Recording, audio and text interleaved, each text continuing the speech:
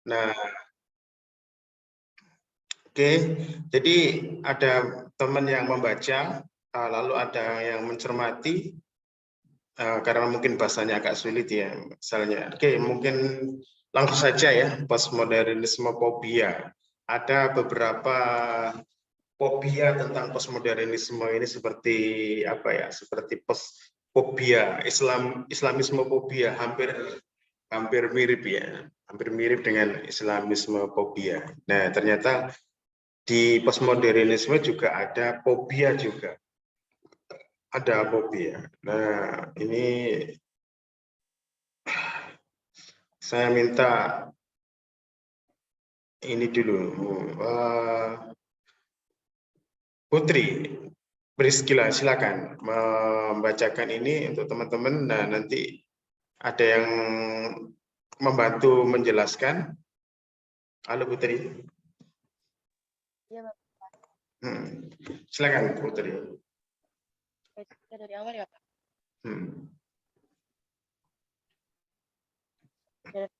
Fobia. Ben Iger 2004 mengatakan banyak dialog mengenai postmodernisme. Mereka mengejek hal-hal yang berbau postmodernisme. Sebentar. Mereka tidak menyukai. Ruci, ini suaramu agak sulit Ruci. Mungkin ganti aja dulu. Nanti baru kalau suaranya sudah enak ya. Agnes silakan. Apa agak ini mungkin jaringannya. Oke, Agnes. Saya baca kan ya Pak ya? Kenapa? Saya baca. Iya. Ya. Bab 2 Postmodernisme Fobia. Ben Eger 2004 mengatakan banyak sosiolog sangat membenci postmodernisme. Mereka mengejek hal-hal yang berbau postmodernis. Mereka tidak menyukai postmodernisme dengan tidak berani memberikan alasan secara langsung karena takut dibilang intoleran. Agar tidak salah paham, sebaiknya mereka membaca buku bagus tentang postmodernisme yang menjelaskan beberapa kesalahpahaman ini. Sebuah buku karya Charles Lamert tahun 1997, Postmodernism is not what you think. Lamert bersimpati pada banyak ide postmodern. Ia juga menggunakan ide-ide non-postmodernisme dalam diskusi dan teori empirisnya. Dapat dikatakan postmodernisme memancing kemarahan banyak orang-orang yang berada pada zona nyaman arus utama. Kemarahan orang-orang pada postmodernisme tidak bisa ditandingi oleh teori-teori lain. Bahkan Women Studies, African American Studies, Marxisme teori kritis tidak menimbulkan banyak permusuhan seperti postmodernisme. Queer teori membuat sebagian orang terpojok, terutama ketika mereka menganggapnya sebagai postmodern secara diam-diam. Foucault adalah gay dan postmodernisme. Postmodernisme telah menyatu dengan semua perspektif ini. Salah satu hal yang tidak disukai orang tentang postmodernisme adalah sifatnya yang imperialis. Caranya mengambil alih semua bidang. Mereka tidak suka sudut pandang postmodern, tetapi terkadang mereka tidak mengatakan ini karena akan terlihat tidak toleran dan parokial sehingga mereka mengatakan hal lain seperti tidak keras, tidak memiliki data. Eger 2004. Lanjut aja. Nanti sampai satu fobia nanti ya, satu. Lanjut, Mbak. Pengalaman Ben Eger 2004 pernah melamar menjadi ketua Departemen Sosiologi di Amerika karena diminta oleh temannya untuk melakukannya. Ia ditolak dan diberitahu karena beberapa anggota departemen di sana tidak menyukai kenyataan bahwa ia mengatakan dalam surat lamarannya bahwa ia suka bermain tenis. Mereka melihat ini sebagai sarkasme. Apa yang sebenarnya mereka katakan adalah bahwa mereka tidak menginginkan seorang ketua postmodern atau Marxis. Tapi mereka tidak dapat memaksa diri untuk mengatakan itu dan karena alasan toleransi. Orang-orang arus utama berusaha keras untuk mendiskualifikasi postmodernisme. Ben Eger 2004 membuat daftar hal-hal yang orang tidak suka tentang postmodernisme. Oke, yang pertama. Fobia yang pertama, oke, silakan. Ini saya masih lanjut baca, Pak. Iya, nanti kamu satu fobia ya. Nanti baru dilanjut yang lain. Oke, Pak. Fobia pertama, postmodernisme itu sulit, bertele-tele, muskil, abstrak, dan menciptakan kata-kata. Eger menulis postmodernisme is difficult, wordy, abstruse, abstract, and invents words. Agar membenarkan klaim ini untuk memahami karya Jacques Derrida, seorang Aljazair, membutuhkan pengetahuan filosofis yang sangat besar. Buku of Grammatology 1976 adalah bacaan yang sangat sulit, membutuhkan banyak latar belakang filosofis dan sastra. Dia menciptakan kata-kata dan menggunakan kata-kata yang ada dengan cara baru. Tetapi Derrida mencoba menjelaskan tentang bahasa, menekankan fleksibilitas yang melekat dan ambiguitasnya. Dia menunjukkan bahwa bahasa yang jelas tidak serta-merta menyelesaikan kebingungan filosofis. Memang, bahasa melahirkan lebih banyak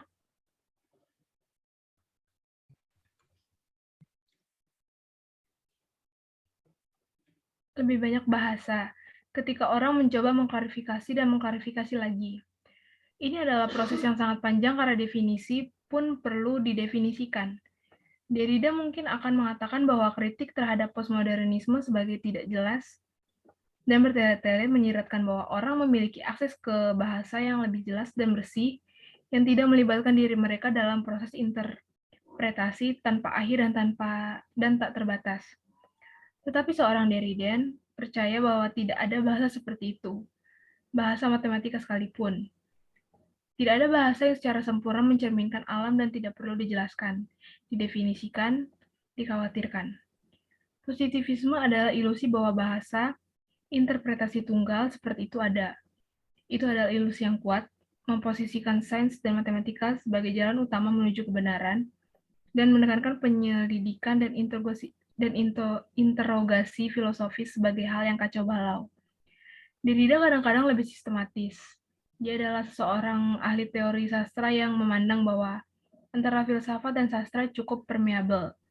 Bahasa filosofis bisa menjadi kreatif dan metaforis, menunjukkan wawasan dengan cara menulis dan berbicara. Oke, terima kasih Agnes ya.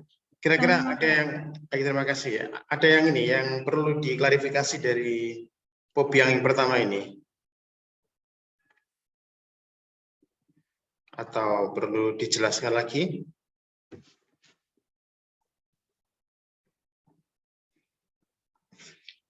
Sebenarnya teman-teman ketika waktu belajar tentang metode kualitatif itu sebenarnya sudah bisa dikatakan ya bahwa kita nggak boleh mendefinisikan sesuatu ya. Misalnya kita ingin meneliti tentang anak jalanan, rumah anak jalanan gitu ya. Maka definisi rumah itu yang seperti yang umum itu tidak bisa diberikan ya. Maka definisi rumah itu akan muncul ke dalam temuan data nantinya. Bagi mereka rumah itu seperti apa? Nah, itu adalah kualitatif. Artinya kualitatif itu juga membangun bahasa atau membangun kata-kata. Nah, jadi sebenarnya ini kalau teman-teman sudah belajar kualitatif, saya kira tidak ada masalah ya. Tapi bagi orang kuantitatif memang harus didefinisikan. Misalnya ketika penelitian kuanti tentang kemiskinan misalnya, dia akan menjelaskan dulu kemiskinan, lalu ukuran kemiskinan, standar kemiskinan. Nah itu ya, itu kalau kuantitatif. Variabel apa yang dibuat. Tapi kalau misalnya kualitatif, kemiskinan itu tidak didefinisikan dari awal, tetapi nanti kita akan menghasilkan konsep kemiskinan itu dari perspektif subjek. Nah, ini hampir mirip dengan apa ya, dengan kualitatif ya. Kalau dari fobia yang pertama ini. Nah, jadi kalau dalam postmodern ini memang katanya dianggap sulit karena bertele-tele ya. Jadi tidak perlu didefinisikan dulu di awal, karena pendefinisian itu adalah melakukan apa namanya, kalau kita mendefinisikan sesuatu berarti kita telah membatasi sesuatu. Membatasi sesuatu berarti kita telah mengeliminasi ya, kebenaran tertentu, itu ya, mengeliminasi kebenaran tertentu yang tidak masuk definisi berarti dia dianggap sebagai kelainan. Nah itu yang Ini yang fobia yang pertama. Apakah ada mau diklarifikasi? Kalau enggak, kita kedua ya. Kalau fobia yang kedua. Ya, kalau Anda tidak ada reaksi, berarti Anda saya anggap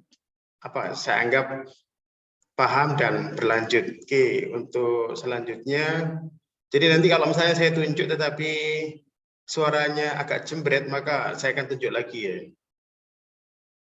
Kalau suaranya agak sulit ya, misalnya karena jaringan ya. Oke, sekarang Fahmi, silakan Fahmi untuk fobia yang kedua.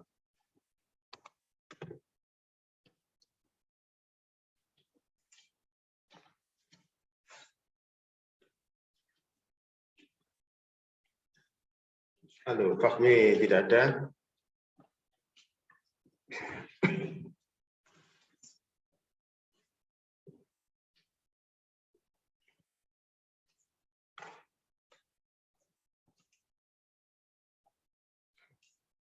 Kalau Fahmi tidak ada, saya tunjuk lagi tadi Agnes ya. Tadi Agnes.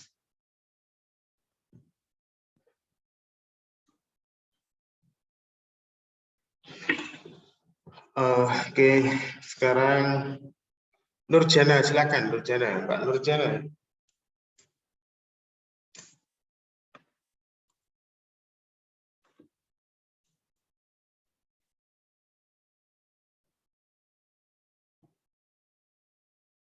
Nurjana juga tidak ada. Ada, Pak. Oke, silakan. Ini suaranya tidak ada kendala suara. Nurjana, silakan. Iya, Pak. Fobia kedua. Postmodernis adalah relativis menyangkal kebenaran. Eger 2004 menulis Postmodernists are relativists denying truth. Ini adalah salah satu kritik postmodernisme yang paling umum dan paling tidak valid. Postmodernisme mengatakan bahwa tidak ada titik pandang tertinggi di luar sejarah dan di luar waktu dan tempat, dari mana kita dapat melihat dan kemudian menulis tentang dunia dengan cara yang benar-benar objektif. Perspektif atau sudut pandang pelihat, penulis, ilmuwan sangat penting bagi kesimpulannya tentang dunia. Perspektif, keuntungan dari mana Anda melihat hal-hal yang tentu saja mempengaruhi apa yang Anda lihat. Bahkan, sains dilakukan dari perspektif memaksa kita untuk menolak cita-cita objektivitas atau kebebasan nilai. Mengakui pengaruh semua pengetahuan dengan perspektif tidak mengarah pada nihilisme, relativisme, atau idealisme. Masih ada dunia nyata, Eger 2004. Ben Eger memberikan contoh beberapa minggu setelah pesawat ulang-alik Columbia meledak, ada 2 penyelidikan terpisah tentang penyebab ledakan yang terjadi. Salah satunya dijalankan oleh NASA yang mengirim pesawat ulang-alik. Yang lainnya dijalankan oleh komisi ahli, dipimpin oleh seorang mantan perwira militer yang ditugaskan oleh pemerintah untuk menemukan penyebab bencana. Mengapa perlu ada 2 investigasi terpisah, terutama karena NASA mempekerjakan banyak ahli luar angkasa.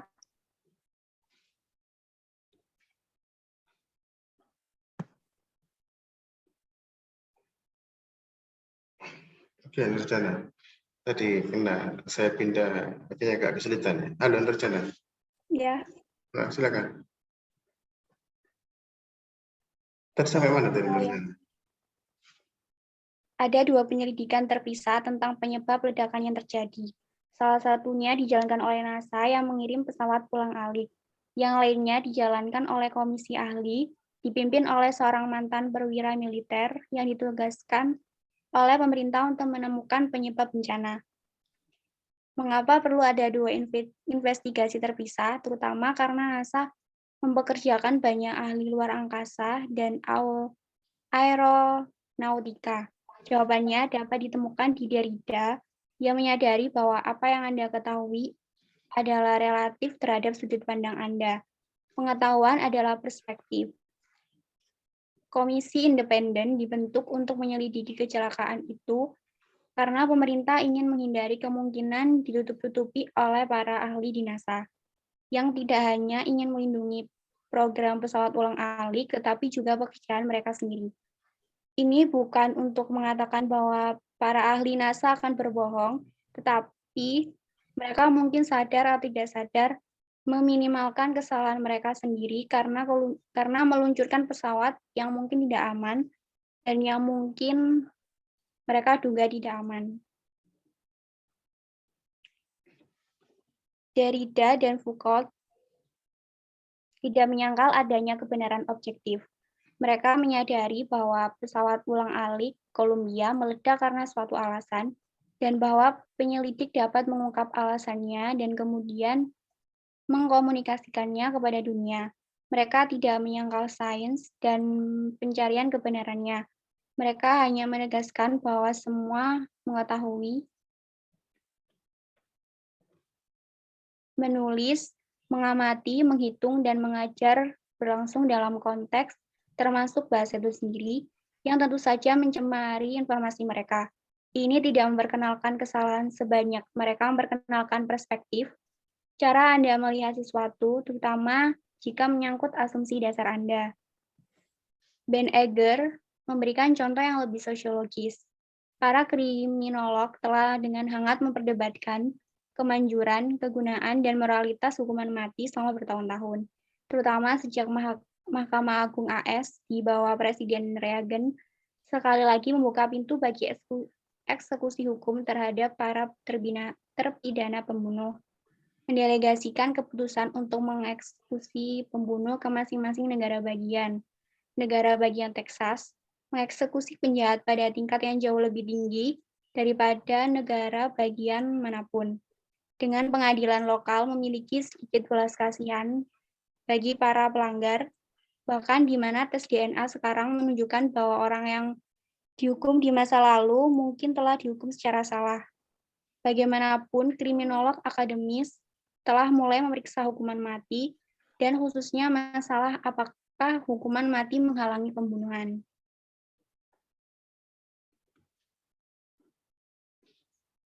Banyak kriminolog memutuskan bahwa masalah pencegahan paling baik dipelajari dengan memeriksa tingkat pembunuhan di negara bagian. Yang satu memiliki hukuman mati dan yang lainnya tanpa hukuman mati. Seseorang kemudian dapat menguji apakah dalam lingkungan sosioekonomi dan budaya yang relatif homogen, keberadaannya hukuman mati benar-benar berfungsi untuk mengurangi tingkat pembunuhan. Data yang dikumpulkan dengan cara ini menunjukkan bahwa tidak. Tapi mengapa tidak? Kriminolog bertanya-tanya. Karena sebagian besar pembunuhan, lebih dari 2/3-nya secara nasional, terjadi di antara teman-teman dekat dan merupakan kejahatan nafsu yang dilakukan pada saat pertengkaran kekasih, kekerasan dalam rumah tangga, dan perampokan mungkin termasuk dalam kategori ini. Dalam kasus ini, ada sedikit atau tidak ada perencanaan sebelumnya, yaitu orang yang melakukan pembunuhan tidak secara hati-hati memikirkan apa yang akan dia lakukan, termasuk memperkirakan peluangnya untuk melarikan diri dari kursi listrik atau kematian dengan suntikan mematikan. Tetapi kriminolog lain yang lebih cenderung mendukung hukuman mati karena alasan profesional atau pribadi, berpendapat bahwa pertanyaan pencegahan paling baik dijawab dengan bertanya kepada orang-orang apakah mengetahui bahwa negara bagian mereka memiliki hukuman mati akan benar-benar mencegah mereka melakukan pembunuhan. Di sini, sebagian besar orang Amerika menjawab bahwa hukuman mati akan membuat mereka jera. Siapa yang benar? Apakah ada kebenaran yang bisa ditemukan tentang hukuman mati? Derrida akan memperhatikan bahwa bagaimana Anda mengajukan pertanyaan tentang kemungkinan efek jera hukuman mati memiliki banyak dampak pada jawaban Anda. Jika Anda mengambil rute negara bagian yang bersebelahan, hukuman mati tidak membuat jera. Jika Anda polling warga hukuman mati adalah jera. Hanya karena kriminolog bekerja dari perspektif, ide sentral dari Dean yang juga dimiliki oleh fenomenologi tidak berarti bahwa tidak ada kebenaran. Ada, tetapi mendapatkannya tergantung pada apa dan siapa yang Anda tanyakan. Jadi, menurut kaum postmodernis, yang kurang penting daripada membangun hubungan antara kebenaran dan metode adalah menetapkan cara-cara di mana metode Anda sudah bergantung pada asumsi dan perspektif teoritis tertentu. Tidak ada metode yang bebas nilai, meskipun ada kebenaran di luar sana tentang apakah hukuman mati mencegah pembunuhan atau tidak. Tidak ada satupun metode yang tepat untuk menemukan kebenaran ini. Oke, terima kasih Rujana ya. Panjang juga ya Rujana ya. Iya, tapi statementnya sedikit ya. Bab yang kedua adalah postmodernisme relatif menyangkal kebenaran. Nah, tapi penjelasannya luar biasa banyak ya. Oke, iya memang kebenaran relatif ya, dan bahkan saling bersaing ya. Relatif dan saling bersaing. Ini hampir sama ketika Anda misalnya di sosiologi, Anda sudah mengenal banyak perspektif kan ya. Ada struktural fungsional, ada struktural konflik, ada interaksi simbolik, ada feminis. Di feminis sendiri juga banyak aliran-aliran yang radikal, yang moderat, yang lebih fleksibel, sehingga disebut mereka sudah punya kerangka, mereka sudah punya perspektif, sudah punya metodologi, bahkan punya jawaban tentang sesuatu.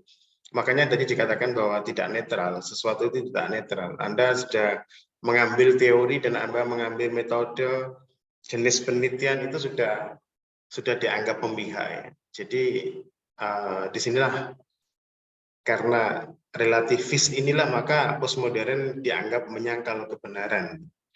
Ya, jadi itu penjelasannya sangat gamblang ya. Tadi ada kasus NASA itu ya, ketika pesawat meledak, kenapa kok diberikan dua tim yang berbeda ya? Karena NASA punya kepentingan ya, punya kepentingan. Ya, bukan menuduh NASA itu berbohong, akan berbohong tidak, tetapi NASA punya punya bahasa khusus untuk menjelaskan terjadinya ledakan itu mungkin. Nah, jadi kadang-kala kalau misalnya ya, kalau di pengalaman empiris di masyarakat kita itu kan ada lembaga-lembaga yang suka yang suka menyingkat-nyingkat itu ya bahasa itu. Ya, menyingkat bahasa ini kan akronim atau apa ini. Nah, bagi orang yang tidak mengerti itu kan sudah mengangguk saja kan, padahal nggak paham itu sebenarnya apa. Nah, jadi ini kembali kepada tadi bahwa bahasa ya. Nah, ketika omong bahasa, maka bahasa itu sangat relatif, tergantung dari sudut pandang Anda mengambil, melihat itu ya. Tadi sudah dijelaskan di sini bagaimana ketika orang menulis ya, menulis, mengamati, menghitung, mengajar berlangsung dalam konteks bahasa tertentu, dan tidak ada bahasa seperti yang dikatakan oleh Derrida, tidak ada bahasa yang benar-benar bisa mewakili realitas, itu tidak ada. Tidak ada bahasa yang benar-benar mewakili realitas. Ini statement dari Derrida misalnya, ada 10 orang membaca buku dengan judul yang sama, yang karangan yang sama, ketika diminta opini, jawabnya berbeda. Jawabnya berbeda. Dari 10 orang itu berbeda-beda. Belum lagi apa yang dimaksud dari si pengarang juga belum tentu sama. Nah, itulah. Jadi gaya-gaya modernitas itu ada gaya-gaya yang sudah seolah-olah bahasa itu sudah jelas, sudah terang kan gitu ya. Padahal sebenarnya tidak. Nah, itu adalah penjelasan. Ada pertanyaan untuk yang fobia yang kedua? Kalau nggak ada yang ini, saya lanjutkan. Taufikur Rahman, ini karena tadi sudah dua laki-laki perempuan ya. Silakan Mas Taufik.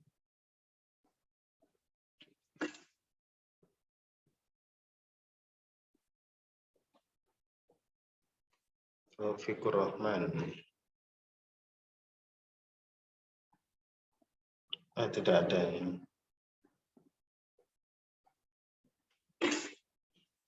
Oke, sekarang ke Angel Kurnia.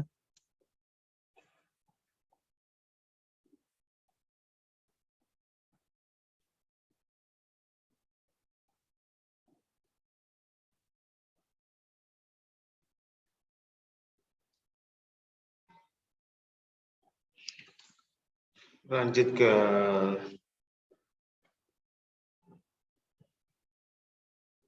Halo Fatimah. Iya, Pak. Oke, silakan Fatimah. Baik, Pak. Fobia yang ketiga, postmodernisme kadang-kadang tampaknya menyangkal keberadaan dunia nyata sama sekali. Eger 2004 menulis, Postmodernists sometimes seems to deny the existence of the real world altogether. Kritik terhadap postmodernisme ini merupakan perpanjangan dari kritik yang baru saja dibahas tentang relativisme. Foucault telah melakukan banyak pekerjaan yang bisa disebut ilmu sosial empiris.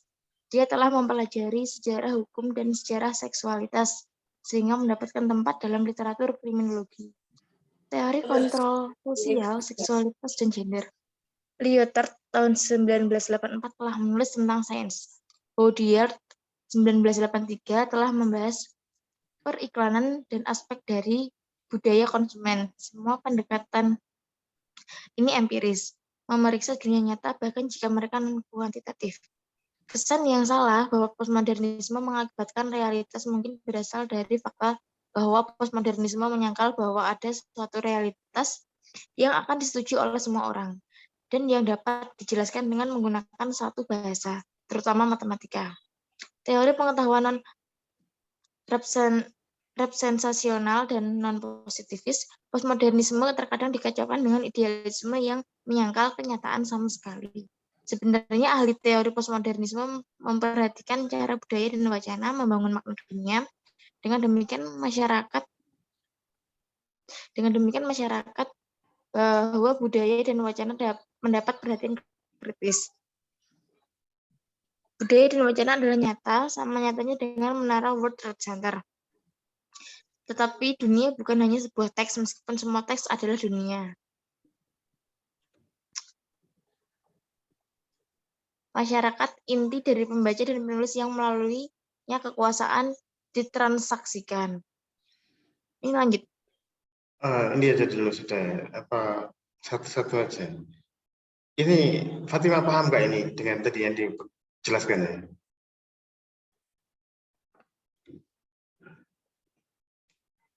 Fobia ketiga. Halo Fatimah.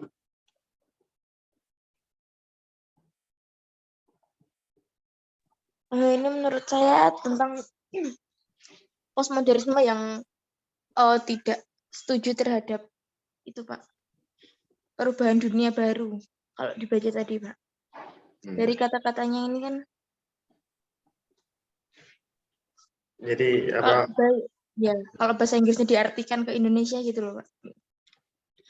Jadi postmodernisme kadang-kadang tampaknya menyangkal kebenaran dunia nyata sama sekali. Jadi kalau Anda misalnya salah satu kunci dari postmodern yang seringkali banyak disalahartikan itu wacana kan ya. Orang seringkali mengatakan wacana. Postmodern wacana. Nah, wacana berarti kan tidak nyata kan gitu ya. Nah, banyak misalnya DPR atau siapa ini hanya sekedar wacana kok gitu misalnya. Mereka merumuskan hukum undang-undang misalnya. Dan undang-undang itu sudah hampir final dan mungkin sudah disetujui sebenarnya undang-undang itu dan akan diberlakukan gitu ya. Nah, ketika diputuskan dan hasilnya ketika undang-undang itu di-share ke publik, banyak respon yang sangat luar biasa oleh publik itu. Nah, tiba-tiba DPR-nya atau pemerintah bilang bahwa ini masih sekedar wacana. Nah, jadi wacana ini memang seringkali disematkan ke postmodern, tetapi sebenarnya wacana itu dianggap tadi itu istilahnya berlindung di balik di balik realitas kan itu. Padahal sebenarnya yang disebut oleh wacana oleh postmodern itu adalah statement yang punya dampak ya, sebenarnya nyata, wacana itu adalah nyata. Nah, cuma beberapa kalangan seperti di politisi atau di orang-orang yang berniat jahat, punya nilai jelek, ketika dia punya ide, gagasan, perilaku misalnya, dan itu merugikan orang, ketika mau ditegur orang itu tiba-tiba ini hanya sekitar wacana gitu. Nah, jadi maksud di sini adalah discourse itu seringkali dianggap tidak nyata, padahal itu adalah nyata ya, hampir sama dengan itu ya. Jadi discourse itu adalah justru malah discourse itu adalah kata-kata yang punya dampak, yang punya pengaruh itu disebut dengan discourse. Jadi ini klaim yang tidak berdasar terhadap postmodern. Oke, maksudnya pada tahun 80 itu, tahun 80-an itu mungkin ini ya tak jelaskan sedikit ya. Kalau misalnya Anda bicara tentang realitas fenomenologi, realitas hermeneutik, realitas itu adalah realitas ada di dalam pikiran orang ya, ada di dalam pikiran orang. Makanya kenapa kalau Anda misalnya penelitian fenomenologi, maka itu akan waktu yang lama itu, bisa 6 bulan kalau fenomenologi itu, karena Anda harus mendekati apa yang ada di pikiran seseorang itu baru disebut dengan realitas. Apa yang dipikirkan, apa yang tertanam ke dalam struktur kognitif orang itu adalah realitas. Nah, makanya kenapa penelitian etnografi, penelitian fenomenologi itu membutuhkan waktu yang lama dan Anda nggak bisa menyingkat itu karena yang Anda bedah itu adalah pikiran seseorang. Nah, sejak tahun 80-an itu dengan adanya gerakan postmodern ini, orang tidak lagi main-main pikiran orang, itu loh maksudnya ya. Orang tidak lagi bicara tentang pikiran orang. Kita tidak perlu misalnya apa sih yang dipikirkan orang ini, tidak perlu karena apa itu pikiran orang ini kan tersembunyi ya. Nah, sains termasuk juga postmodern ini hanya melihat yang kasat mata saja. Nah, kasat mata itu apa? Ya bahasa itu yang diucapkan, yang ditulis itu adalah yang kasat mata. Justru malah postmodern ini yang kasat mata karena dia tidak main-main pikiran orang. Dia tidak menebak pikiran orang, tapi yang dicermati oleh postmodern ini adalah bahasa yang digunakan oleh manusia atau orang itu. Dia menggunakan bahasa seperti apa? Kenapa kok pilihan-pilihan bahasa itu yang paling penting? Nah, jadi postmodern itu mencermati pilihan bahasa seseorang. Nah, karena pilihan bahasa seseorang itu mencerminkan ideologi orang, ya gitu loh ya. Jadi bahasa itu tidak netral, orang bisa memilih. Nah, pilihan-pilihan ini ada relasinya dengan kekuasaan, ada relasinya dengan dengan motif tertentu. Nah, itulah yang disebut dengan discourse itu. Ketika pengetahuan itu dipilih lalu dikeluarkan untuk dijadikan statement dan untuk mempengaruhi orang atau dalam arti untuk menundukkan orang, untuk memenangkan opini, memenangkan wacananya. Nah, jadi memenangkan kekuasaannya. Nah, itulah disebut dengan discourse ya. Jadi teman-teman perlu ini ya, tidak boleh lata dengan orang-orang itu yang misalnya itu hanya sekedar wacana kok. Loh, penelitian Anda ini berarti hanya wacana. Loh, ya, karena Anda itu padahal sekarang ini realitas itu yang paling nyata itu adalah bahasa itu sendiri. Karena bahasa itu adalah mencerminkan ideologi seseorang, mencerminkan kepentingan seseorang. Karena bahasa itu adalah pilihan. Tidak ada bahasa yang netral. Anda misalnya tadi sudah bicara tentang Derrida, nggak ada yang kata-kata yang netral. Banyak kata-kata, tapi kenapa orang memilih kata ini? Ya itu aja yang dicermati, kan gitu kan. Nah, beda dengan fenomenologi, beda dengan literasi simbolik. Itu yang dicermati, yang dibedah itu pikiran orang. Pikirannya, makanya kenapa kok penelitiannya itu lama. Nah, postmodern misalnya penelitiannya tidak lama, mungkin 1 minggu selesai penelitian, 1 bulan selesai penelitian, skripsi bisa 1 bulan, bisa 2 minggu. Karena apa? Karena yang dicermati itu sudah nyata. Iya, tidak main tebak-tebakan. Nah, tinggal bagaimana menganalisis kenapa kok memilih bahasa ini, kenapa kok tidak memilih bahasa yang itu. Berarti ada yang disembunyikan, gitu ya. Berarti ada yang dimenangkan mas bahasanya itu, ada yang dimenangkan. Oke, baik. Itu penjelasannya kedua, yang fobia yang ketiga, sekarang fobia keempat. Yang laki-laki belum menemukan saya. Oke, Muhammad Saiful Islam.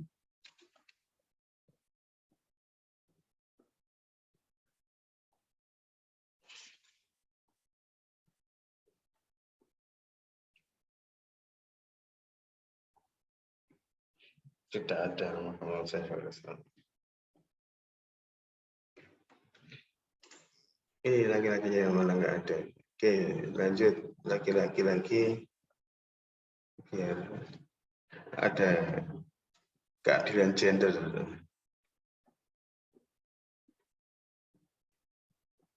Muhammad Ridho. Iya Pak Jeki. Silakan Muhammad Ridho. Baik, fobia keempat, yaitu postmodernis menentang kemajuan dan terlalu sinis. Enger tahun 2004 menulis Postmodernism oppose progress and are too clinical. Ini semua tergantung pada apa yang kita maksud dengan kemajuan. Yang pasti, postmodernisme seperti teori kritis mazhab Frankfurt berasal dari kritik Nietzsche yang tak kenal lelah terhadap pencerahan, yang terkadang memberi kesan nihilisme, atau ada yang tidak ada nilainya, atau sinisme, atau semua nilai yang buruk. Juga, para postmodernis, terutama Lyotard dan Foucault, tapi mungkin bukan Derrida, menolak narasi besar atau cerita kemajuan besar dari Marx, karena mereka berpendapat bahwa tidak ada cerita, betapapun besar dan mencakup segalanya yang akan menangkap setiap nuansa. Teori Marx diam-diam otoriter. Para postmodernis berpendapat karena Marx mengikuti Hegel menulis teori total sejarah dunia di mana, seperti yang disebut Hegel, sejarah adalah bangku pembantaian individu yang dikorbankan untuk tujuan sejarah sebagai ekspedien. Tetapi para ahli teori postmodern umumnya bersimpati pada gerakan sosial progresif seperti lingkungan, pasca kolonialisme, dan hak-hak gay dan lesbian. Narasi kemajuan Eropa heteroseksual, apakah kaum Marxis kontemporer dapat mengakomodasi perbedaan dan menganalitas semacam ini adalah pertanyaan yang terbuka. Postmodernisme secara umum telah lebih menyesuaikan diri dengan orang-orang dan kelompok-kelompok marginal kepada Marxisme ortodoks yang masih menginvestasikan energi teoritis dan politiknya pada proletariat laki-laki kulit putih, bahkan di mana ada sedikit bukti bahwa kelas pekerja tradisional kemungkinan besar akan melakukannya, menjadi aktor revolusioner dalam waktu dekat. Oke, ini tadi dijelaskan oleh Muhammad Ridho adalah postmodernisme menentang kemajuan dan terlalu sinis. Ya memang apa ya? Sekarang apa yang dimaksud dengan kemajuan? Seolah-olah bahwa kemajuan seperti American Dream, orang semua mengejar American Dream, termasuk juga Korea Selatan, termasuk kita juga. Jadi maju itu seperti apa? Misalnya yang selama ini yang banyak istilahnya ya, yang diakini kemajuan itu adalah kuliah, lalu dapat pekerjaan, lalu bisa memilih, bisa menikah, lalu punya rumah, punya mobil, lalu punya anak. Nah, setelah itu, ini dianggap sebagai American Dream, jadi kayak kemajuan, dianggap sebagai kemajuan. Nah, jadi seolah-olah ya seperti yang dikatakan oleh Marcuse, one dimension man. Orang kembali kemajuan itu dinilai dianggap sebagai kemajuan yang materialistis ya, materialisme atau ya materialis. Jadi, postmodern ini menanyakan, seperti orang menanyakan apa itu kebahagiaan, kan nggak ada definisi tunggal tentang kebahagiaan. Apakah kebahagiaan itu karena punya rumah, punya uang, punya pekerjaan, atau punya pendapatan, atau punya penghasilan yang jadi ternyata banyak orang yang tidak bahagia juga walaupun juga sudah mapan, punya pekerjaan, punya rumah, punya kendaraan yang bagus. Mereka juga stres, banyak bunuh diri. Nah, jadi sebenarnya postmodern mempertanyakan, karena dia mempertanyakan itulah maka dia dianggap menentang kemajuan atau terlalu sinis terhadap kemajuan. Dan memang postmodern dan teori kritis mata Frankfurt itu sumbernya sama ya, berasal dari kritik Nietzsche ya. Dan jadi Nietzsche ini sebagai sebagai istilahnya tuan guru ya, tuan gurunya postmodern dan teori kritis. Nah, jadi itu, jadi kemajuan, apakah kemajuan? Nah, mungkin teman-teman bisa mengecek ya, yang ada di Sosiologi Channel itu ya, yang teori postmodern, teori postmodern. Teori postmodern itu membahas secara khusus istilahnya mengcounter konsep kemajuan yang digagas oleh Weber dengan apa ya, dengan birokrasi. Birokrasi. Sumbangan Weber terbesar itu adalah modernitas ini intinya adalah birokrasi, adanya birokrasi, ada struktur yang komando dari atas ke bawah.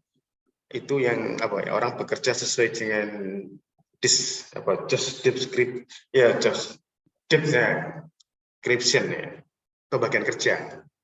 Nah, apakah betul bahwa kemajuan dengan ditandai dengan birokrasi itu menjadi akhir dari sejarah dan itu menjadi solusi? Nah, postmodern kayaknya tidak begitu care ya terhadap bagaimana ketika birokrasi itu ketika orang berhadapan dengan mesin, tidak lagi dengan orang tapi dengan mesin. Karena apa? Karena orang yang bekerja di birokrasi itu bekerja sesuai dengan peran, dengan job desk yang telah ditetapkan, sehingga dia tidak bisa membuat, artinya dia tidak punya rasionalitas, dia tidak punya humanisme. Misalnya ada orang merengek-rengek, orang menangis, loh Pak, saya hanya sekedar bertugas di sini Pak, misalnya seperti itu. Nah, apalagi nanti birokrasi ini dengan apa? Dengan digital birokrasi misalnya. Orang bayar sekarang ini sudah harus lewat online semua, lewat itu, sehingga telat 1 jam sudah denda, telat 2 jam sudah denda. Sekarang ini birokrasi dengan digital itu semakin lebih parah ketimbang yang digagas oleh Weber. Sekarang orang berhadapan dengan mesin, mau nggak mau, kalau dia tidak mengisi sesuai dengan template, ya diskualifikasi. Selisih 1 menit saja sudah melebihi waktu, diskualifikasi karena digital itu. Nah, ini apakah itu kemajuan? Apakah kemajuan seperti yang dikatakan oleh Emil Durkheim, dari mekanis ke organis itu?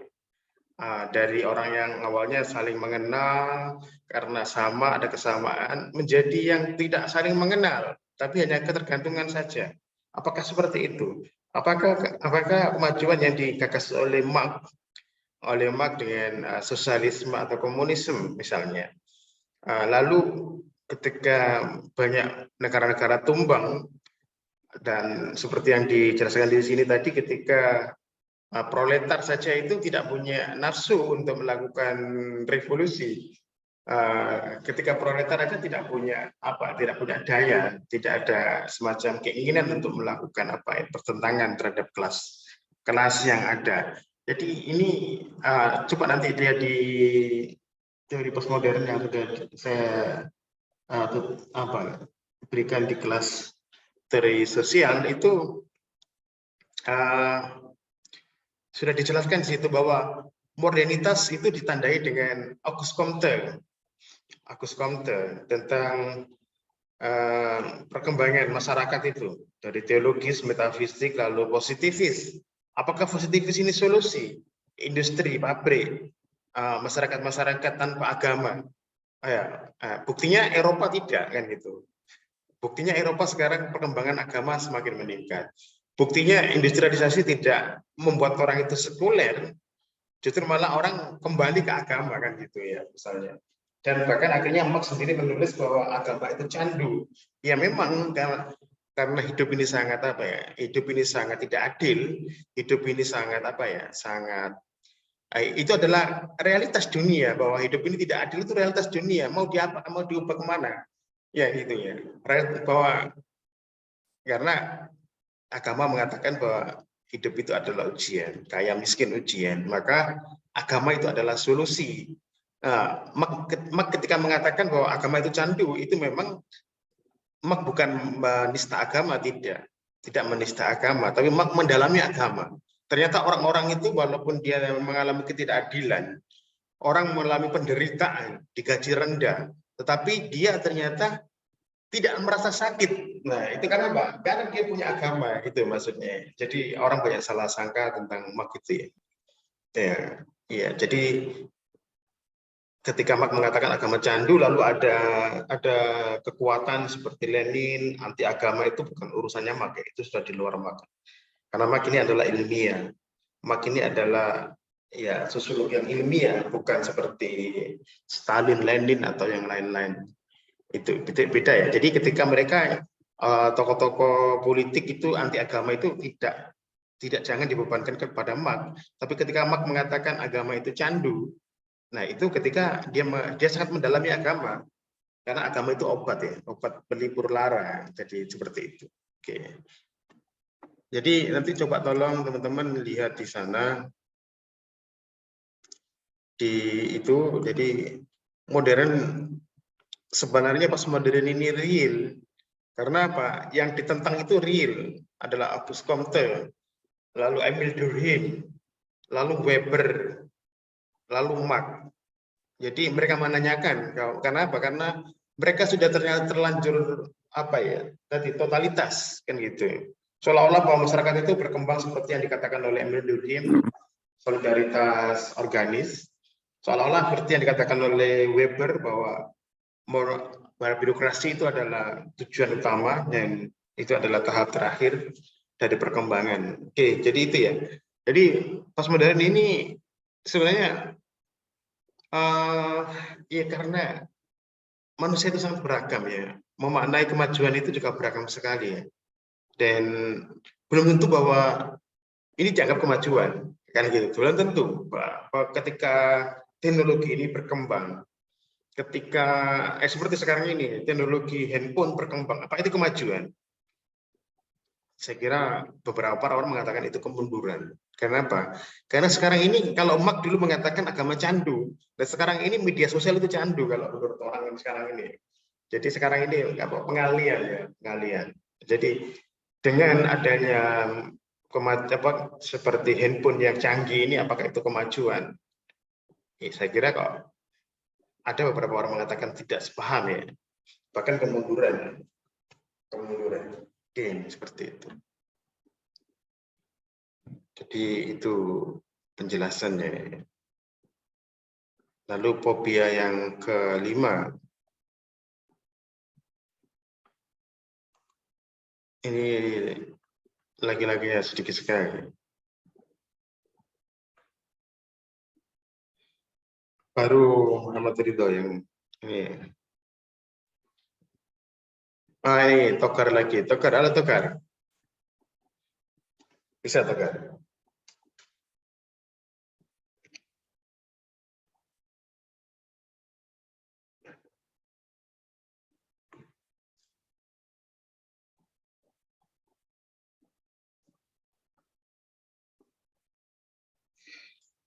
Kalau Tokar tidak ada. Oke, Janatul. Megananta.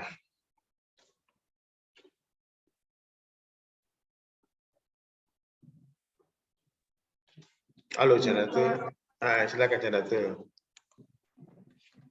Ya, fobia kelima, postmodernis mengambil karya-karya budaya klasik dan kontemporer dan mendekonstruksi mereka menjadi tidak berarti. Ini menggagalkan fungsi peradaban tradisional dari seni liberal. Angger 2004 menulis Postmodern, The Classic and Contemporary Work of Culture and Deconstruct them into mainstreamlessness. This the word the traditional teaching functions of the liberal arts. Meskipun Derrida pertama kali menyarankan dekonstruksi sebagai aktivitas intelektual yang sah, dia tidak pernah menganut paham dekonstruksi, sebuah metodologi untuk diterapkan pada setiap dan semua teks. Untuk diskusi luas tentang dekonstruksi, lihat On the Construction karya Jonathan Kohler 1982. Derrida bahkan tidak bermaksud dekonstruksi sebagai sesuatu yang dilakukan ke teks dari luar, seolah-olah dekonstruksi adalah kecenderungan semua teks untuk mengurai, menjadi berantakan karena glosses, inkonsistensi, kontradiksi, penangguhan, makna akhirnya mendapatkan yang lebih baik dari kesan mulus yang mereka coba ciptakan.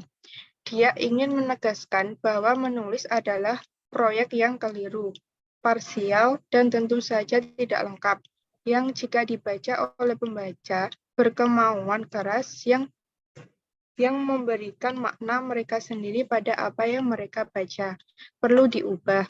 Ini memberikan makna mereka sendiri pada apa yang mereka baca, perlu diubah. Ini adalah pengertian di mana Derrida menyiratkan bahwa membaca adalah menulis, versi yang kuat dalam dirinya sendiri. Haruslah mengingat teks-teks menekan dan menunda berbagai persoalan internalnya, memunculkan pertanyaan-pertanyaan yang hanya bisa dijawab dalam teks-teks baru, dan seterusnya. Jika tidak ada satupun bacaan yang benar tentang Shakespeare, melainkan hanya versi-versi dirinya, hanya versi-versi yang sama banyaknya dengan pembacanya. Hal ini tidak lebih membuat teks tidak relevan daripada postmodernisme yang mengabaikan realitas sosial demi nihilisme atau solipsisme. Berpikir bahwa dunia adalah isapan jempol dari imajinasi seseorang. Mendekonstruksi sastra menarik perhatian pada kecenderungan novel untuk menekan ketegangan dan menunda makna. Novelis seperti Mark Twain berniat untuk menceritakan keseluruhan cerita. Bahkan jika mereka menulis sequel, karya-karya terbesar penuh dengan inkonsistensi dan titik-titik buta yang menuntut penjelasan. Mungkin itulah sebabnya kami menganggap mereka hebat. Ini tidak melemahkan otoritas mereka, tetapi mengungkapkan kecerdasan manusia di belakang mereka. Mereka ditulis oleh orang-orang dan dapat ditulis ulang. Memang, mereka sedang ditulis ulang setiap kali mereka dibaca. Pikiran Alkitab atau Shakespeare, karena membaca menyelesaikan kebingungan makna mereka dengan cara imajinatif mereka sendiri.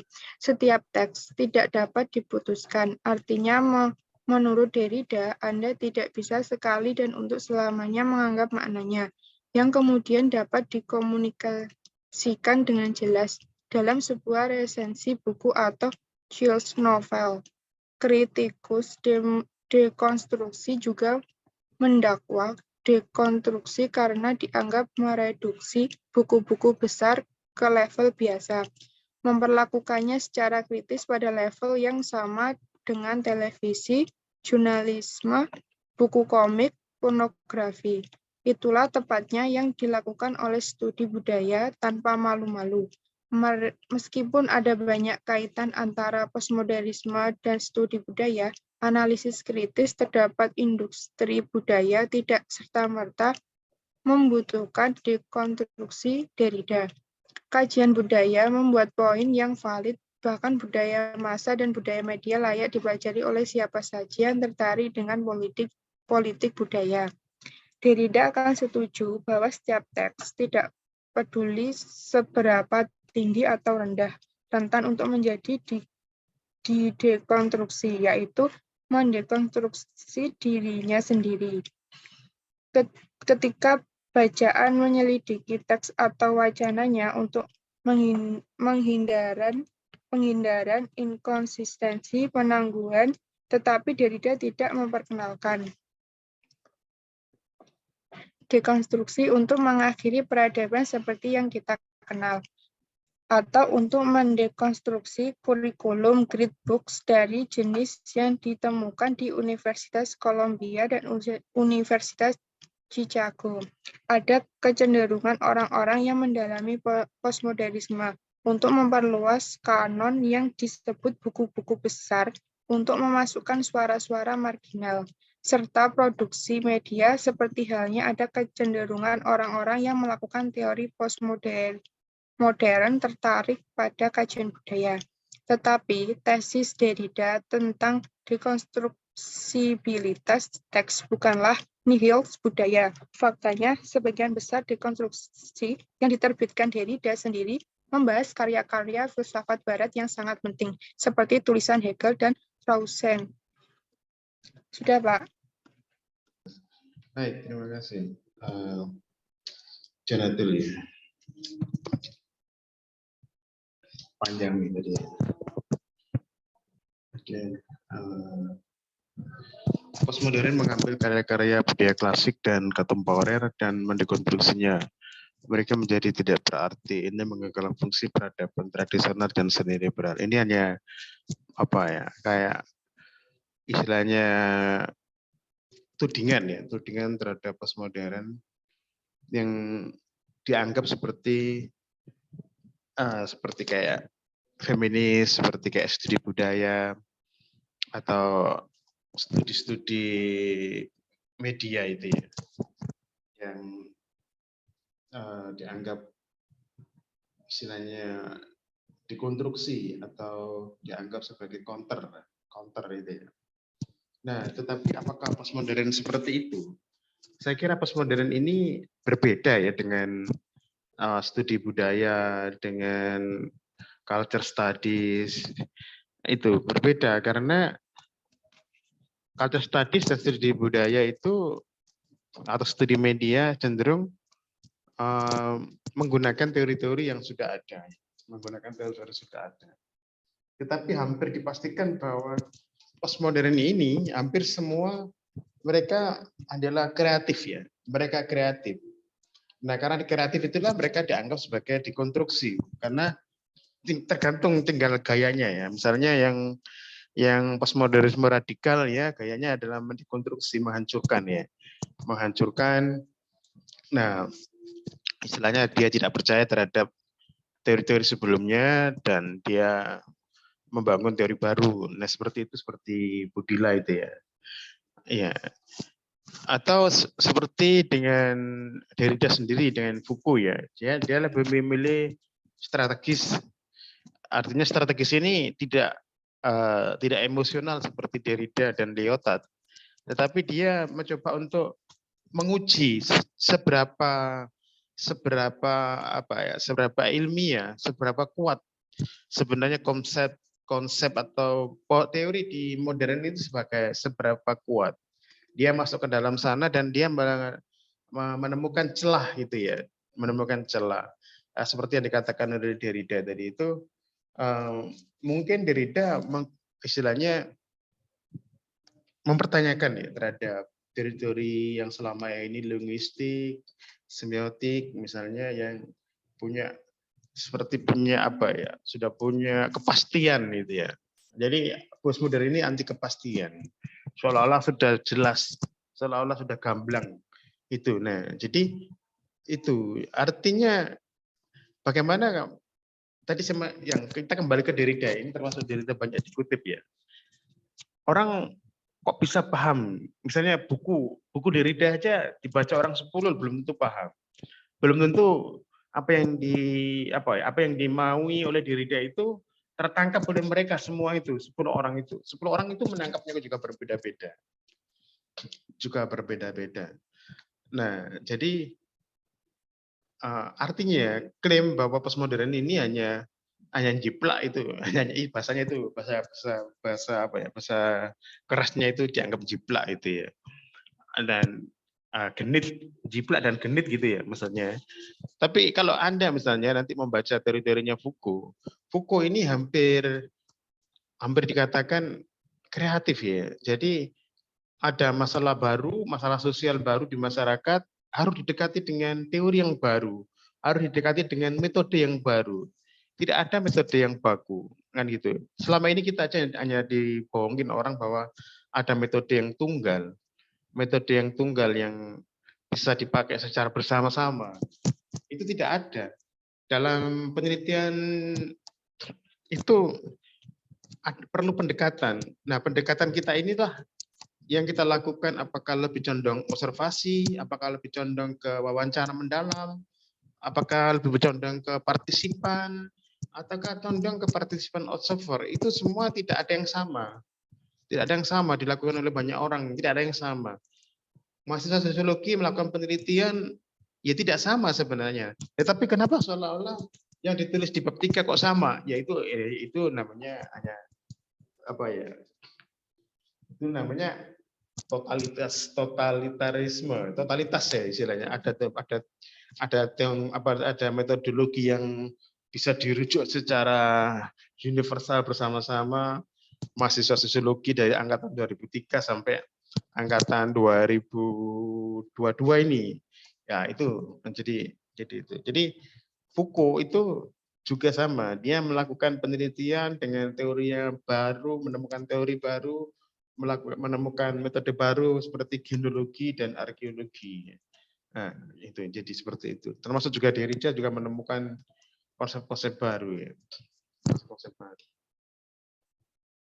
Dan menentang pendapat bahwa antara penulis dengan pembaca bisa sinkron ya. Itu ya, seperti itu tidak bisa karena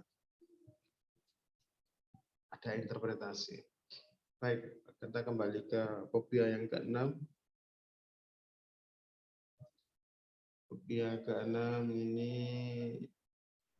coba saya karena cowoknya nggak ada ini. Seharusnya ini kelasnya 45, berarti ini banyak cowok yang nggak datang.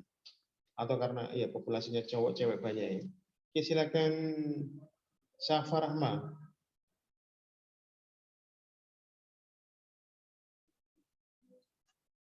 Syafa Rahma nggak ada? Kalau nggak ada ke Vidya.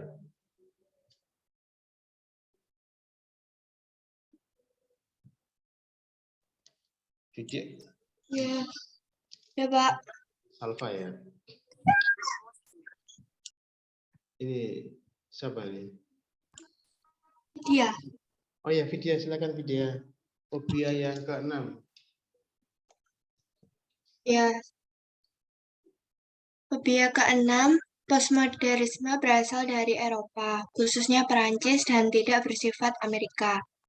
Ager dalam 2004 menulis postmodernism comes from Europe, especially France and is an American.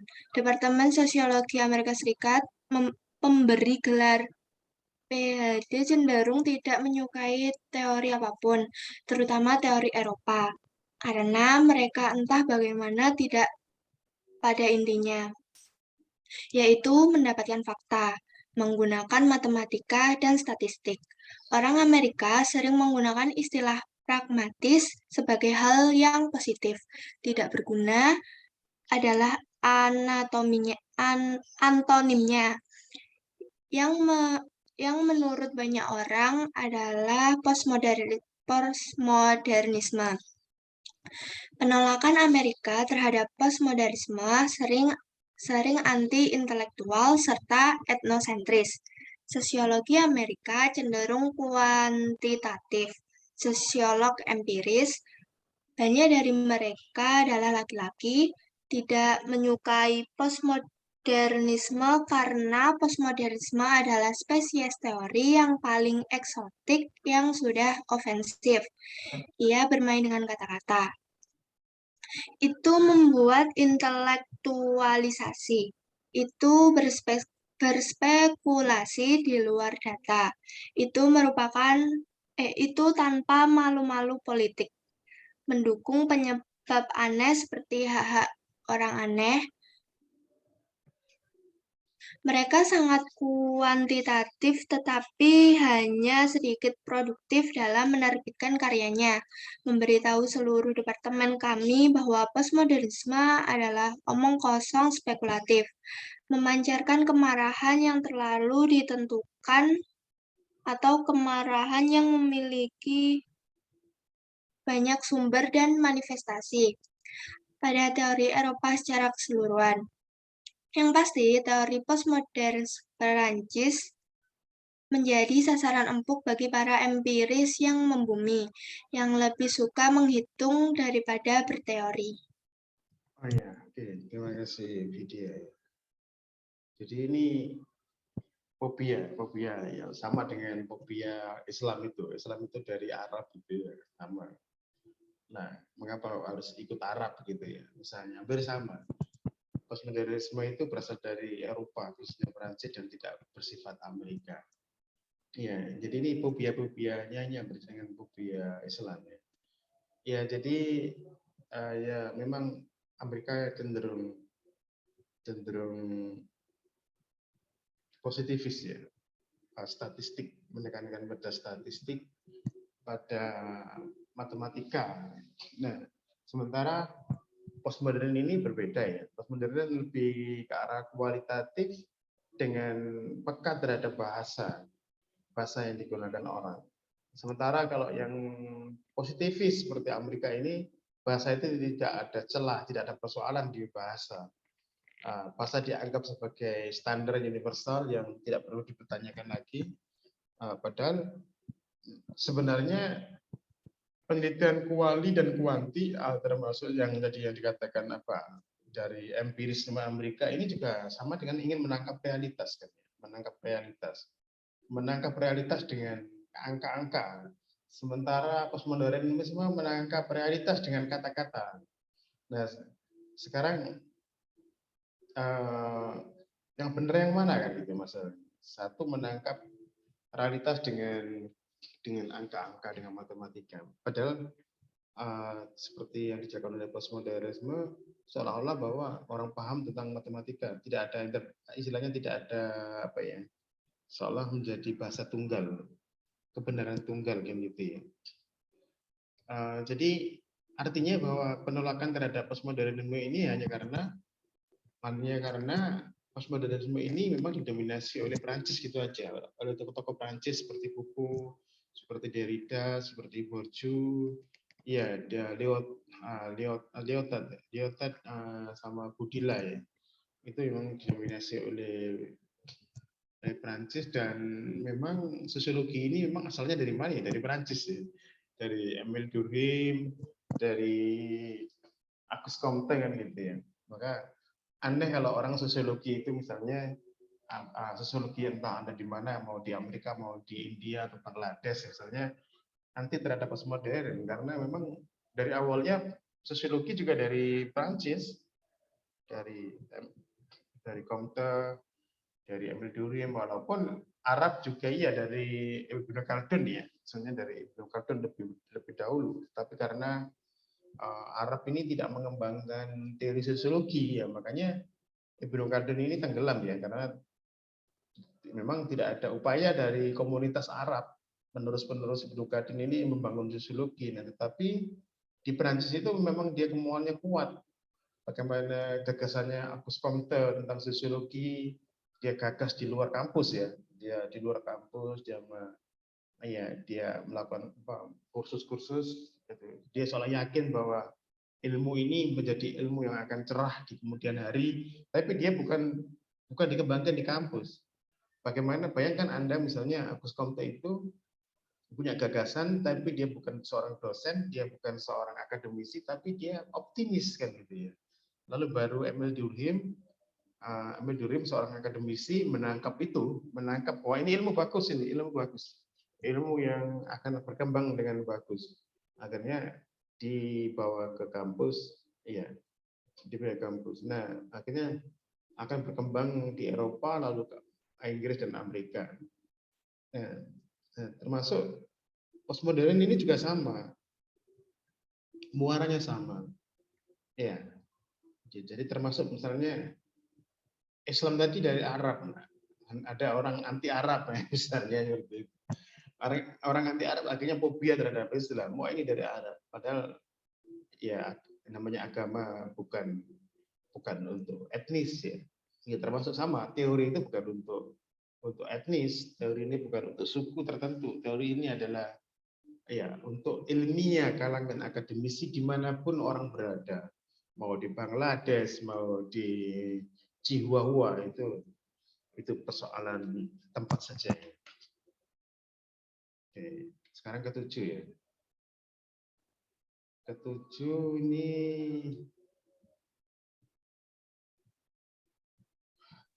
Halo Pak Jeki, iya. saya Safa tadi dipanggil ya Pak. Maaf, Iya, saya dari silakan. kamar mandi Pak. Iya, Safa, kamu Iya, nomor 7 baik Safa Pak. ya. Fobia ke-7. Derrida dan Foucault hanya berbicara tentang teks dan bukan tentang kenyataan, membuat mereka menjadi inspirasi yang tidak memadai untuk sosiologi dan ilmu sosial. Eger 2004 menulis, Derrida dan Foucault talk only about text and not about reality, making them inadequate inspiration for sociology and social science. Memang benar bahwa Derrida secara khusus melakukan banyak pembacaan tekstual dari Hegel, Rousseau, Marx, bahkan Shakespeare. Dia cenderung melihat seluruh dunia sebagai teks, meskipun dia tentu saja lebih tahu. Kami tidak bisa melihat sisi politik dan ilmu sosial Derrida sampai Spectre of Marx-nya, di mana dia mendeklarasikan Marxismenya dan berteori tentang dampak internet pada masyarakat dan budaya. Foucault selalu berbicara tentang realitas, meskipun ia memahami, seperti halnya Derrida, bahwa realitas dimediasi melalui dan dibentuk oleh teks, terutama yang disebut Foucault sebagai diskursus, kebiasaan berbicara, dan figurasi yang sistematis yang ditanamkan dalam kehidupan sehari-hari. Maksudnya dalam studinya yang banyak tentang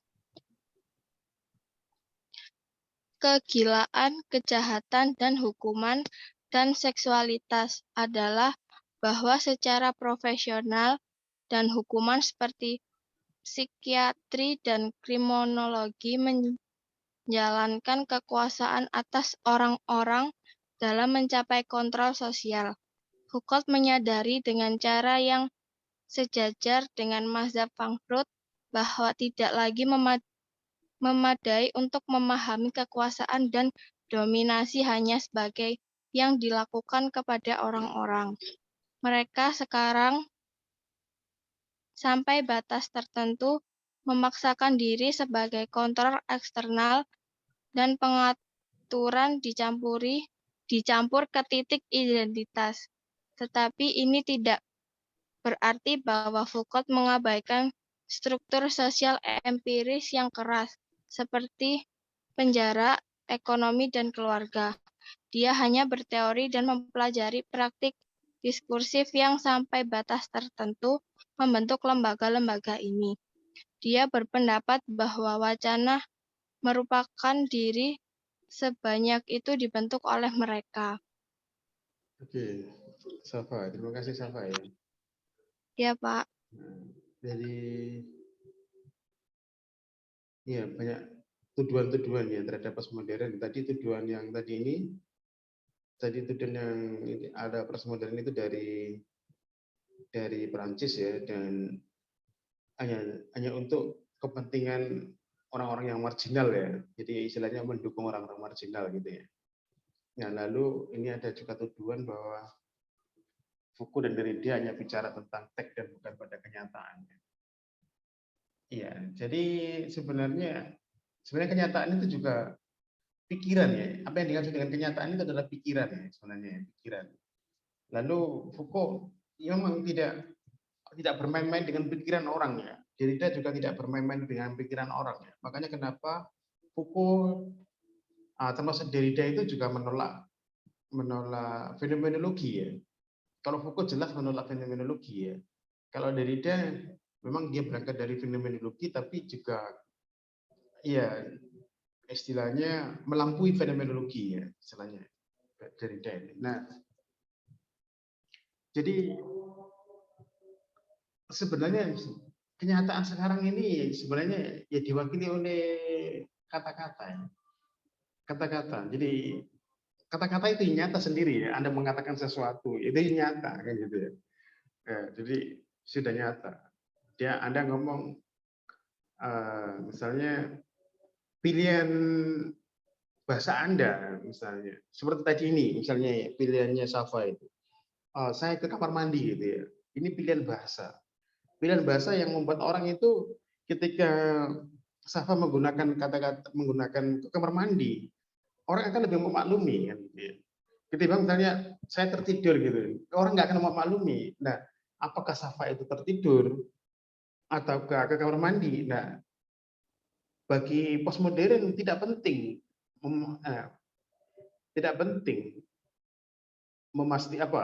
dalam arti yang penting di sini Safa telah menggunakan diskursus. Saya habis dari kamar mandi.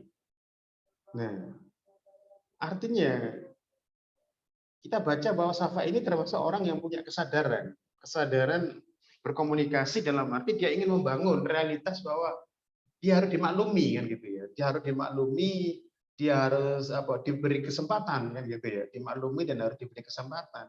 Karena apa? Karena dia menggunakan diskursus pergi ke kamar mandi. Dan iya memang orang ke kamar mandi masa membawa, ya memang kadang-kadang membawa handphone juga sih Vidya, tapi mungkin Vidya mungkin dia misalnya merespon ketika di kamar mandi misalnya. Nah, itu misalnya. Tapi artinya ketika menggunakan diskursus kamar mandi itu adalah ada yang dituju di situ. Jadi kita ini termasuk Anda dan saya ini bahwa Safa ini harus diberi prioritas, diberi kesempatan lagi. Nah, beda bahasanya kalau Safa misalnya menggunakan bahasa maaf saya tadi tertidur gitu ya, atau maaf tadi itu misalnya apa ya, apalagi misalnya maaf tadi itu sebenarnya saya hanya menyalakan Zoom tapi saya sebenarnya lagi ada Quran di mana. Wah itu mungkin bahasa lebih nah, itu mungkin pilihan-pilihan bahasa inilah sebenarnya yang menarik. Itu adalah bagian dari realitas sendiri ya. Ketika Safa mengatakan saya ke kamar mandi, itu adalah realitas juga. Itu realitas. Nah, jadi disitulah ya yang mungkin ilmu-ilmu positivis, ilmu-ilmu empiris memang dia tidak peka terhadap bahasa dan ini berbeda dengan postmodern yang lebih perhatian pada bahasa.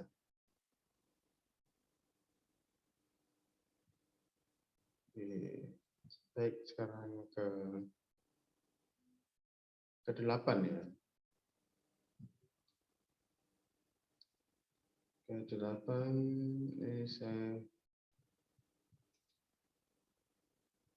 Iin. Halo Iin, Indra. Iya, Pak. Iya, Pak. Halo. Iya, halo. Ya. Fobia ke-8.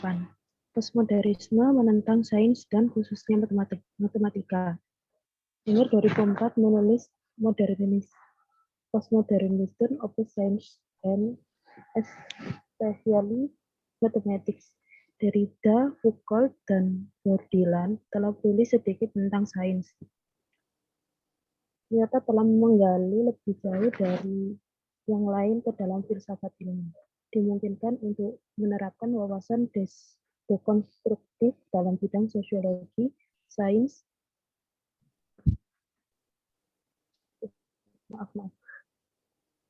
bidang sosiologi, sains, membaca sains seperti halnya kritikus postmodern membaca sastra, film, atau iklan.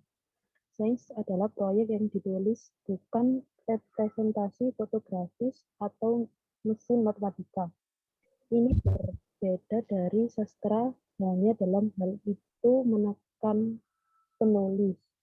Itu adalah menutupi kesusastraan teksnya, bahkan menyangkal sains menulis sama sekali. Itu adalah tulisan rahasia. Kesusastraan berarti memiliki kualitas dan penampilan sastra. Jadi proyek dekonstruktif yang tepat adalah untuk memisahkan sains dengan melihat kecerdasan sastranya yang telah ditulis dari sudut pandang tertentu dan mengeluarkan argumennya yang halus, retorika politiknya untuk satu keadaan atas orang lain. Ini bukan arti sains sama sekali, tetapi hanya anti-positivis yang lebih dari epistemologi ilmiah lainnya. Menekankan penulis begitu dalam di halaman jurnal matematika yang berpola padat, sehingga halaman itu tampaknya hanya representasi belaka. Padahal sebenarnya itu adalah fisika ilmiah, cara penulis menjadi manusia melalui kimia atau demokrasi.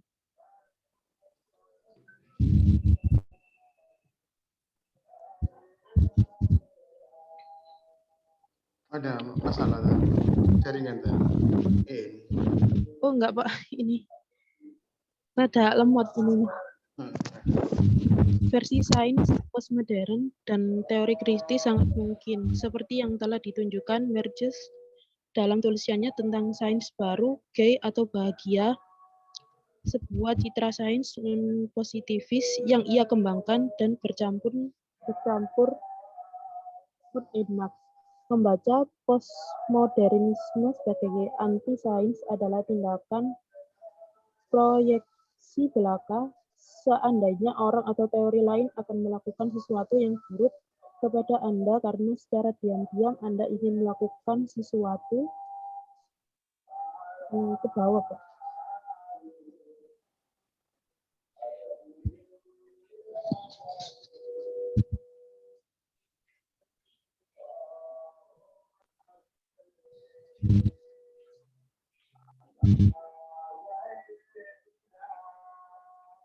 Ke bawah Pak Jeki.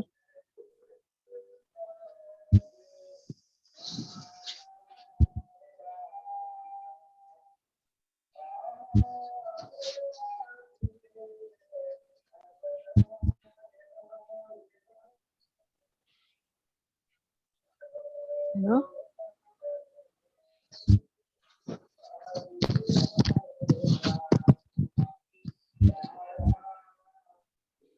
Halo?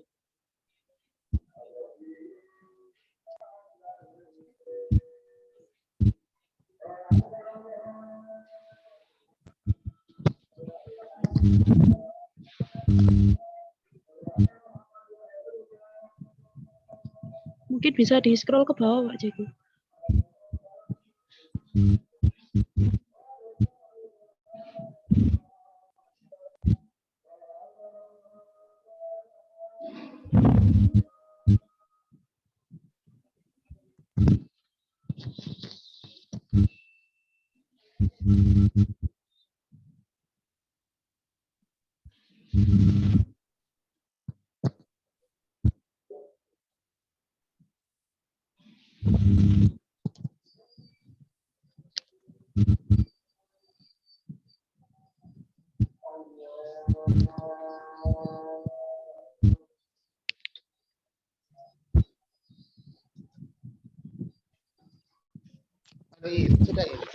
Kurang ke bawah, Bapak. Oh iya ini. Oke.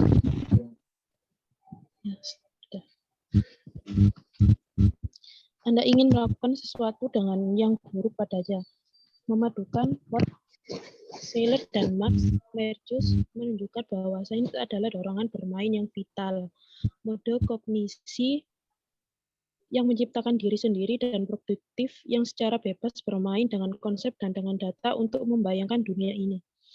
Ini seperti yang dikatakannya adalah proses sastra praktik kecerdasan pengarang. Dia tidak berteori komponen diskursif dari kognisi bebas ilmu karena dia menulis pada suatu waktu tahun 1950-an sebelum ahli teori postmodern Prancis mulai mengembangkan perspektif diskursif mereka tentang kekuasaan dan budaya. Kelompok Telquel yang berpusat di Paris dan termasuk para pendiri postmodernisme sendiri, Derrida dan Foucault, masih ada keheningan gejala antara teori Jerman dan Prancis, terutama tentang masalah sains dan budaya yang baru-baru ini mulai dijembatani.